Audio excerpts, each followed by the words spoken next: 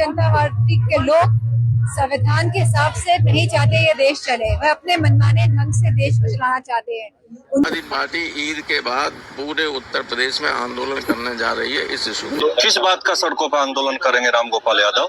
वो करके देखे, इस सनातनियों ने ठान लिया, वो आंदोलन करके देखे, दौड़ा दौड़ा के पीटा जाएगा उन आंदोलनकारियों को। रही रामगोपाल यादव जी की बात, वो तो पार्टी के बहुत बड़े नेता हैं।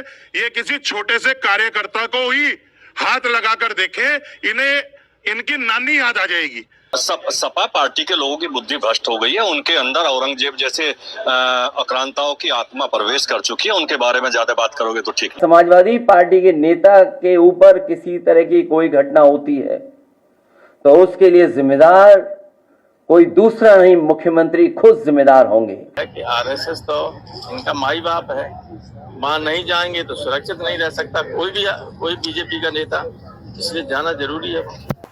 हमने भी विरोध प्रदर्शन किए हैं, हमने भी तमाम जुलूस निकाले हैं, लेकिन एक मर्यादा होती है, सीमा होती है। तो कर्नल सेना को कहीं से भी पुलिस रोक नहीं पाई है, बल्कि पुलिस के लोग खुद घायल हुए हैं इस मामले में।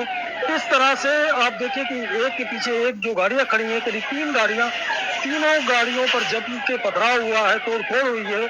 कैसे चेतावनी देके घर पे हमला किया गया। आप देख रहे हैं गाड़ी चकनाचूर कर दी है, कुर्सियां तोड़ी पड़ी है, पूरी कॉलोनी में अराजकता का माहौल इन लोगों ने यहाँ बरपाया। बच्चे, मासूम बच्चे घरों पे थे, महिलाएं थी, वो दहशत में। सांसद जी का घर पूरा आप देख रहे हैं तोड़ फोड़ दिया। के ऊपर हमले होते हैं तो उसकी जिम्मेदारी योगी आदित्यनाथ जी की है। ये हमला योगी आदित्यनाथ जी और कर्नल सेना के इशारे पर की गई है। मेरी हत्या की साजिश थी। असलहा लेके आए थे, चाकू से हमले हुए हैं। क्षेत्रीय जनता ने बचाया है बनारस वाले मिश्रा जी पर जो हमला हुआ।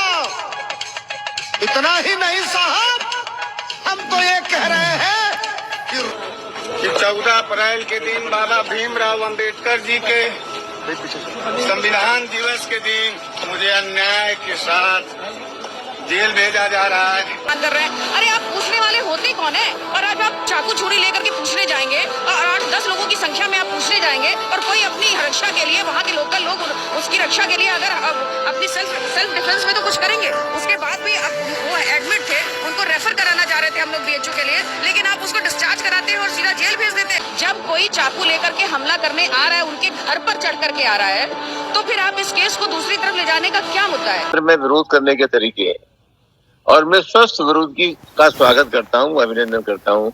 एक राजनीतिक कार्यकर्ता होने के नाते हमने भी विरोध प्रदर्शन किए हैं, हमने भी तमाम जुलूस निकाले हैं, लेकिन एक मर्यादा होती है, सीमा होती है।